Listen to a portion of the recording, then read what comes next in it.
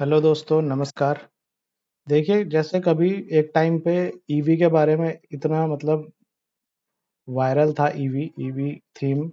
आजकल आप देखोगे तो ईवी की जगह अब इथेनॉल को बहुत ज़्यादा प्रमोट किया जा रहा है। और हाल ही में आपने मीडिया में सुना भी होगा कि 5,000 नए इथेनॉल पंप लगाए जाएंगे। हरदीप पुरी साहब ने बोला है, जो कि पेट्रोलियम मिनिस्टर है। तो क्या मतलब, इसका मतलब ये है कि ईवी जो है वो वाली थीम फ्लॉप हो गई, या फिर क्या उसमें अब आगे इन्वेस्टर्स को कैसे डिसीजन लेना चाहिए? एक बार डेटा देख लेते हैं ईवी का। ये देख सकते हो आप यहाँ पे।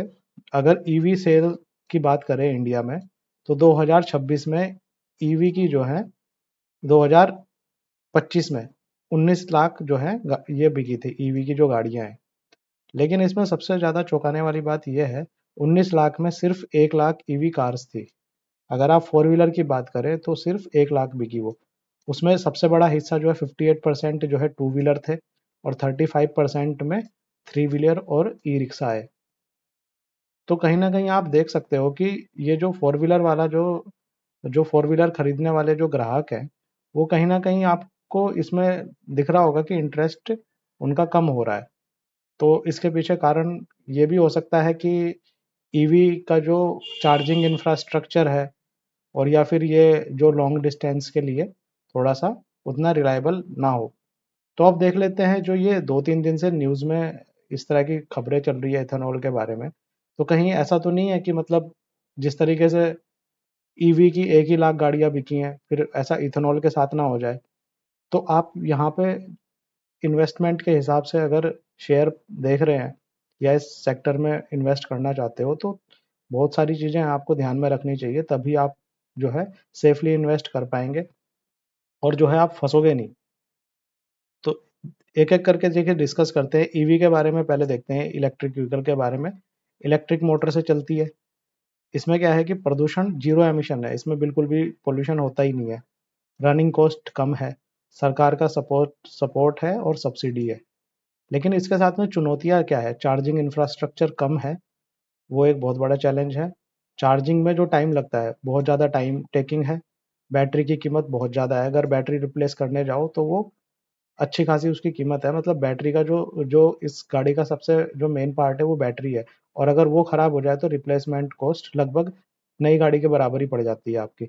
और ये सबसे चुनौती इसमें ये आ जाती है कि अगर आप लंबी दूरी में ट्रैवल करना चाहते हो, तो वहाँ पे आपके दिमाग में हमेशा टेंशन बनी रहेगी कि आपको, अगर आपकी बैटरी गाड़ी की लो हुई, तो आपको चार्जिंग स्टेशन कब मिलेगा और उसमें टाइम कितना लगेगा। तो यहाँ पे कुछ चैलेंजेस हैं। इस वजह से आपने देखा होगा, हमने डेटा दिखाया आपको, ईवी की जो फोर व्हीलर गाड़ियां हैं वो जो है कम बिकी हैं, क्योंकि आप टू व्हीलर को देखोगे तो वो सिटीज में ज़्यादा यूज होती हैं। और अगर आप आउट ऑफ स्टेशन जा रहे हैं तो आप फोर व्हीलर लेकर के जाते हो। तो तो हो सकता है ये भी एक कारण हो कि लोग टू व्हीलर और थ्री व्हीलर और ये ई रिक्शा वगैरह तो यूज कर रहे हैं इलेक्ट्रिक वाली, बट ये फोर व्हीलर जो गाड़ियां हैं ये नहीं। अच्छा, देखिए फिर अब बात करते हैं इथेनॉल। ये है बायोफ्यूल, इथेनॉल को बोलते हैं। ये किससे बनता है? गन्ना, मक्का, इन सब चीज़ों से बनाया जाता है। पेट्रोल में इसको जो है मिला करके इस्तेमाल करते हैं, ऐसे डायरेक्ट नहीं कर रहे हैं अभी, लेकिन मिक्स करके करते हैं। ब्लेंडिंग होती है 20%, 80%। अभी 85 तो खैर नहीं हुआ है, 20 तक गए हैं। देखिए, विदेशी तेल पर निर्भरता जो है हमारी, वो कम कर सकता है। किसानों और अर्थव्यवस्था को फायदा हो सकता है हमारे देश के। मौजूदा पेट्रोल इंफ्रास्ट्रक्चर का उपयोग हो जाएगा इसमें, क्योंकि इसमें अलग से चार्जिंग स्टेशन की, जैसे हमको ईवी में चार्जिंग स्टेशन लगाने की ज़रूरत है, यहाँ पे नहीं है। यहाँ पे जो एग्जिस्टिंग पेट्रोल पंप है, बस ब्लेंडिंग होनी है, तो वो यूज़ हो जाएंगे। इसमें क्या चुनौतियाँ हैं? अभी जो है हमारी प्रोडक्शन जो कैपेसिटी है, उत्पादन जो क्षमता है वो कम है। और वाहनों में जो माइलेज है वो थोड़ा सा कम हो सकता है। और तीसरी बात, ज़्यादा मिश्रण पर जो इंजन है उसको अपग्रेड करना भी पड़ सकता है। अगर आप 85 की जैसे बात कर रहे हो, या पूरा इथेनॉल पे ही अगर, तो फिर आपको इंजन अपग्रेड की ये है ज़रूरत है।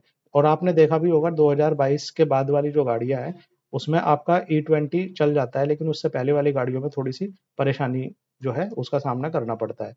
तो इस तरह की कुछ चुनौतियां इसके साथ में भी है, लेकिन इतना नहीं है जितना ईवी के साथ में है। और हो सकता है इसीलिए सरकार इस तरफ, अब इथेनॉल की तरफ ज़्यादा फोकस करना स्टार्ट कर दिया होगा।